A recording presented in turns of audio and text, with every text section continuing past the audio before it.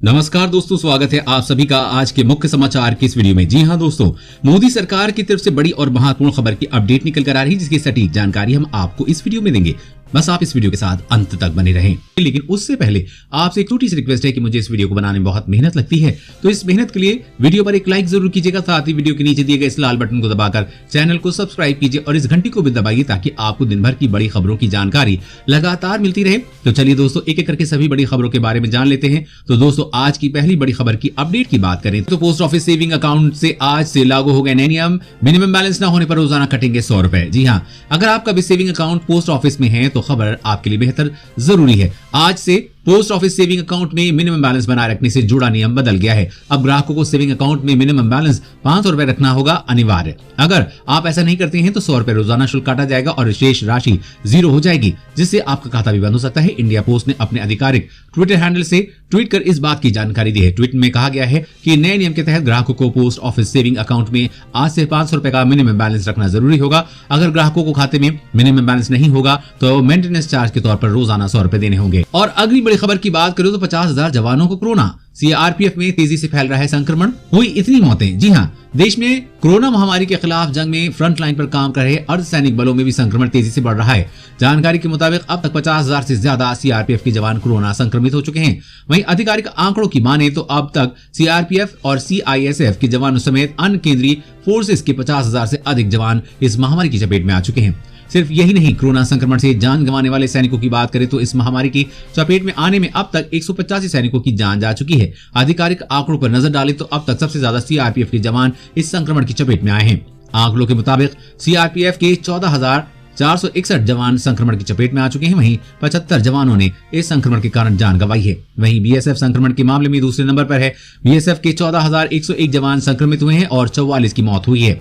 वहीं सरकार लगातार दावा कर रही है कि जल्द ही देश में कोरोना वैक्सीन आने वाली है। वैसे दोस्तों, सबसे पहले कोरोना वैक्सीन भारतीय जवानों को लगनी चाहिए। इसका समर्थन आप करते हैं या नहीं, नीचे कमेंट करके जरूर बताइएगा। और अगली बड़ी खबर की बात करें तो रेलवे ने यात्रियों को दिया झटका, जनरल टिकट से यात्रा पर लिया बड़ा फैसला। जी हाँ, रेलवे ने ट्रेन यात्रियों को फिर से झटका दिया है। जनरल टिकट जारी करने के ताजा आदेश के बाद इसे वापस ले लिया गया है। हालांकि बीते 8 दिसंबर को रेलवे की ओर से जारी आदेश के बाद संक्रामक और जानलेवा बीमारी के कारण लंबे समय से बंद रेलवे के टिकट काउंटर खुल गए हैं। यहां आम रेल यात्रियों को जनरल टिकट उपलब्ध कराया जा रहा था। नए आदेश के मुताबिक फिर से जनरल टिकट नहीं मिलेगा और अब फिर से पैसेंजर ट्रेनों में भी एक दिन पहले ऑनलाइन या ऑफलाइन रिजर्वेशन के जरिए टिकट लेना होगा। बता दें कि पैसेंजर और एक्सप्रेस ट्रेनों में यात्री अभी जनरल टिकट पर यात्रा नहीं कर सकेंगे। स्टेशन में एंट्री से लेकर सफर तक सिर्फ कंफर्म टिकट वाले यात्रियों को अनुमति दी जाएगी। रेल मंत्रालय की ओर से सभी जोनल रेलवे को जनरल टिकट जारी नहीं करने के आदेश से अवगत करा दिया गया है। ऐसे में अब साफ हो गया है कि स्पेशल ट्रेनों के परिचालन के बीच सभी सामान्य स्थिति में चलने वाली एक्सप्रेस और सुपरफास्ट ट्रेनें नहीं चलेंगी। और अगली बड़ी खबर की बात करें तो कोविड-19 वैक्सीन और हेल्थ सिस्टम पर 80,000 करोड़ रुपए खर्च करने का ऐलान कर सकती है सरकार। जी हाँ, बजट 2020-21 में कोविड-19 वैक्सीन की खरीद, स्टोरेज, ट्रांसपोर्टेशन और डिस्ट्रीब्यूशन के लिए विशेष ऐलान हो सकता है।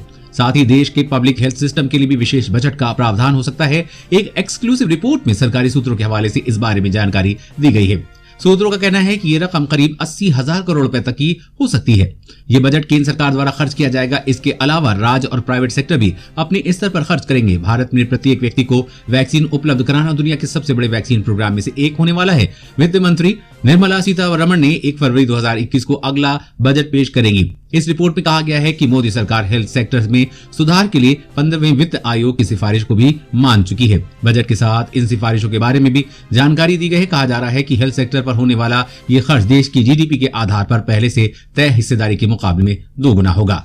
और अगली बड़ी खबर की बात करें, एक बार फिर भिड़े चीन और भारतीय सैनिक। चीनी सोशल मीडिया पर वायरल हो रहा है वीडियो। जी हाँ, भारत और चीन के बीच सीमा विवाद खत्म होता नजर नहीं आ रहा है। हालांकि दोनों देशों के बीच कूटनीतिक बैठक के जरिए इसका समाधान निकालने के प्रयास हो रहे हैं। इसी बीच सोशल मीडिया पर इससे जुड़े दावे किए जाने का सिलसिला भी थमता नजर नहीं आ रहा है। चीन में इन दिनों एक वीडियो काफी शेयर किया जा रहा है जो भारतीय सेना और पीपल्स लिबरेशन आर्मी यानी कि पीएलए के बीच झड़प का बताया जा रहा है। ये वीडियो चीन की सोशल मीडिया वेबसाइट पर वायरल किया जा रहा है, जिसमें दावा किया जा रहा है कि वीडियो भारत और चीन की सेनाओं के बीच हुआ ताजा हिंसक झड़प का है। दावा तो ये भी किया जा रहा है कि 5000 मीटर से ज्यादा की ऊंचाई पर यह झड़प हुई है। हालांकि अभी तक इस दावे की पुष्टि किसी ने नहीं की है और साफ नहीं हो सका है कि वीडियो कब और कहां का है। वीडियो का गौर से देखा जाए तो पता लगता है कि ये सर्दियों से पहले का है, लेकिन चीनी सोशल मीडिया में इसे ताजा हिंसक झड़प का वीडियो बताकर शेयर किया जा रहा है। और अगली बड़ी खबर की बात करें तो नहीं किया पैन आधार लिंक तो लग सकता है 10,000 रुपए का जुर्माना। ये है आखिरी डेट। जी हाँ, जैसा कि आप सभी जानते हैं, आधार कार्ड एक बेहद जरूरी सरकारी डॉक्यूमेंट है, वहीं पैन कार्ड भी काफी महत्वपूर्ण है। बता दें कि सरकार के निर्देश के अनुसार पैन कार्ड को आधार से लिंक कराना अनिवार्य कर दिया गया है। मंत्रालय की ओर से जारी अधिसूचना के मुताबिक अब 31 मार्च 2021 तक इन काम को करने के लिए समय दिया गया है। अगर लिंक का काम 31 मार्च 2021 तक पूरा नहीं होता है, इनकम टैक्स एक्ट के तहत गंभीर नतीजे के तहत आप पर 10,000 रुपए का जुर्माना भी लग सकता है। टैक्स विभाग के मुताबिक अगर 31 मार्च 2021 के बाद कोई निष्क्रिय या कैंसिल्ड पैन का इस्तेमाल करता पाया गया तो उस पर इनकम टैक्स एक्ट के सेक्शन 272 के तहत 10,000 रुपए का जुर्माना लग सकता है। एक नोटिफिकेशन में टैक्स विभाग ने कहा था कि 31 मार्च तक